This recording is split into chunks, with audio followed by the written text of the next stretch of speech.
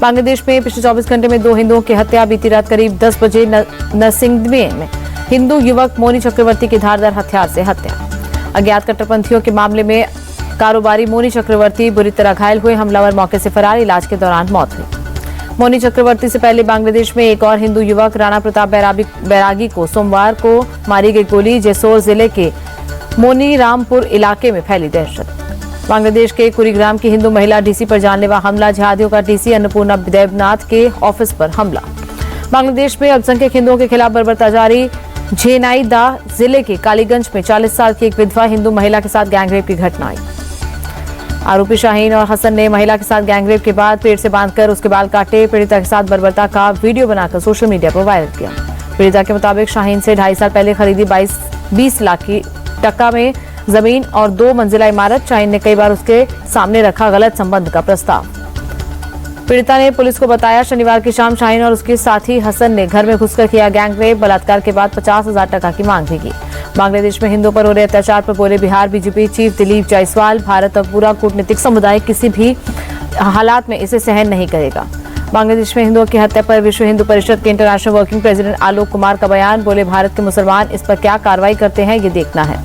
भागलपुर में जनता दरबार के दौरान डीसीएलआर पर भड़के डिप्टी सीएम विजय सिन्हा। कहा, रिटायरमेंट से पहले ही वीआरएस दिलवा दूंगा।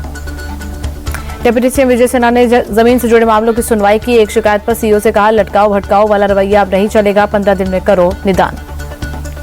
यूपी में पंचायत और विधान परिषद का चुनाव अकेले लड़ेगी कांग्रेस। प्रदेश अध्यक्ष अजय राय बोले, हम विधानसभा की सभी 403 सीटों पर तैयारी कर रहे।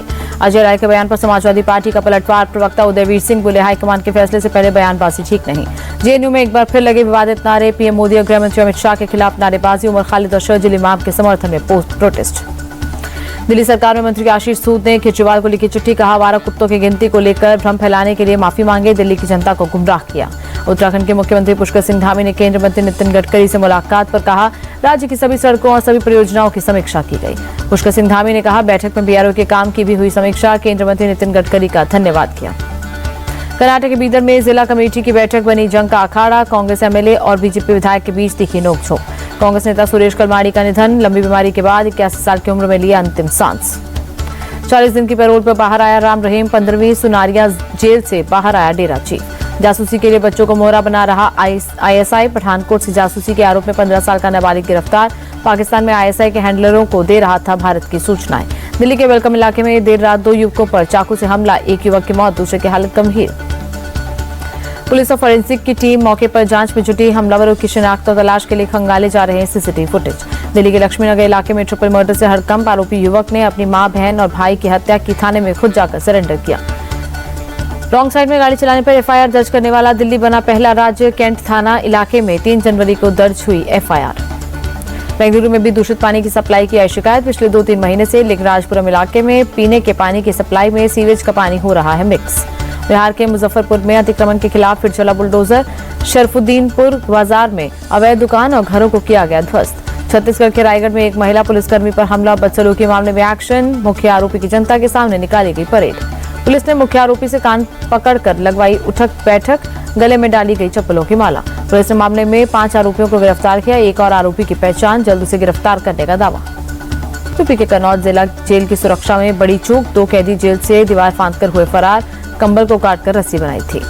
जिला जेल के जेलर समेत 5 अधिकारी किए गए सस्पेंड। कैदियों को पकड़ने के लिए 2 डिप्टी जेलर समेत पुलिस की कई टीम तैनात की गई। यूपी के मुजफ्फरनगर में पुलिस की गौ तस्करों से मुठभेड़। गोली लगने से एक बदमाश घायल, दूसरा कॉम्बिंग के दौरान गिरफ्तार।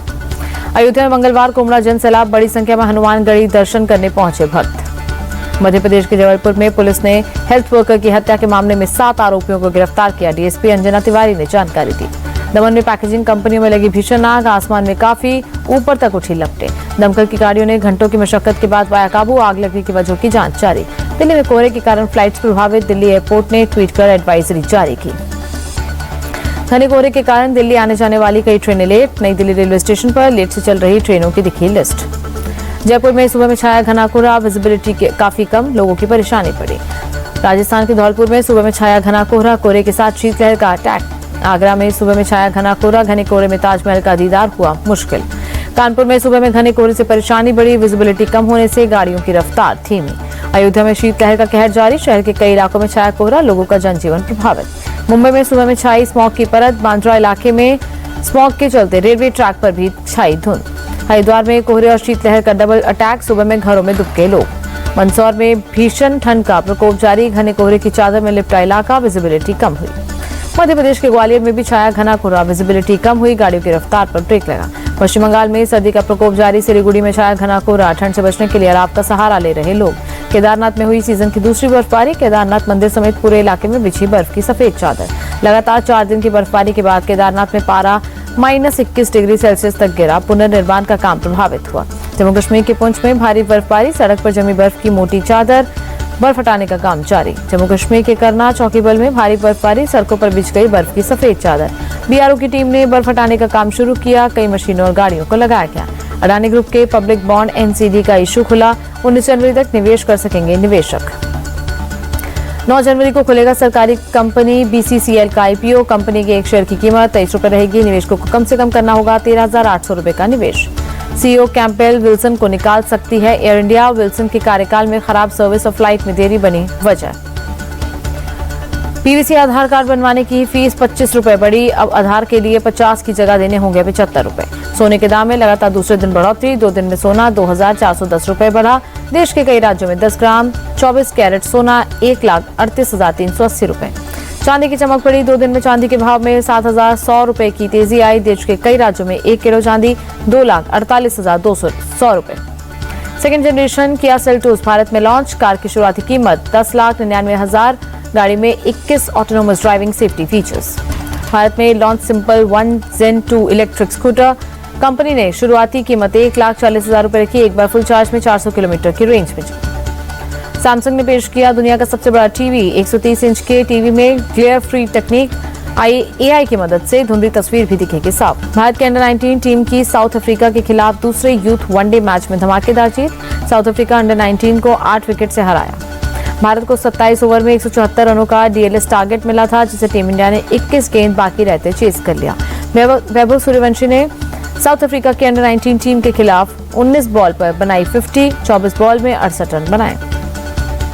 वैभव सूर्यवंशी ने अपनी पारी में 10 छक्के और 1 चौका लगाया, 68 में से 64 रन बाउंड्री से बनाए। वेदांत त्रिवेदी और अभिज्ञान कुंडू ने भारत की जीत में अहम भूमिका निभाई, दोनों ने तीसरे विकेट के लिए 81 रनों की साझेदारी की। त्रिवेदी ने 57 गेंदों में 31 रन बनाए, कुंडू 42 गेंदों में 48 रन बनाकर नाबाद लौटे। साउथ अफ्रीका की टीम ने टॉस जीतकर पहले बैटिंग की, 49.3 ओवर में 245 रनों पर ढेर हुई। साउथ अफ्रीका की ओर से जेसन रोल्स ने 114 रन बनाए, डैनियल बॉसमैन ने 31 और ओपनर अदनान लगाडियन ने 25 रन बनाए। अरमान मनाक ने 16, कप्तान ने मोहम्मद बुलबुलिया ने 14 और जोरिच वॉन शाल्विक ने 10 रनों का योगदान किया। भारत की ओर से किशन कुमार सिंह ने सर्वाधिक 4 विकेट लिए, आरएस अम्बरीश ने 2 विकेट लिए। 246 के टारगेट का पीछा करते हुए टीम इंडिया ने 12.5 ओवर में 2 विकेट खोकर 115 रन बनाए, तभी खराब रोशनी के कारण खेल रोकना पड़ा। दोबारा मैच शुरू होने पर टीम इंडिया को 27 ओवर में 174 रन का रिवाइज टारगेट मिला। भारत ने 23.3 ओवर में मैच जीता। उत्तराखंड के गेंदबाज राजन कुमार डोप टेस्ट में फेल, नाडा ने अस्थायी रूप से निलंबित किया। सैयद मुश्ताक अली टूर्नामेंट में दिल्ली के खिलाफ खेला था मैच। टेस्ट क्रिकेट में जो रूट ने की रिकी पॉन्टिंग की बराबरी, 41 शतक पूरे कर तीसरे स्थान पर पहुंचे, अभी तेंदुलकर और कैलिस से पीछे।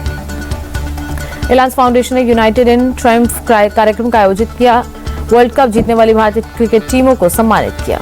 कार्यक्रम में महिला और पुरुष टीम के कई खिलाड़ी पहुंचे, बॉलीवुड के भी कई दिग्गजों ने शिरकत की। रिलायंस फाउंडेशन के चेयरपर्सन नीता माली ने कहा, हम पुरुष, महिला और ब्लाइंड महिला क्रिकेट टीमों को सम्मानित कर जश्न मना रहे हैं, यह हर भारतीय के लिए खास पल है।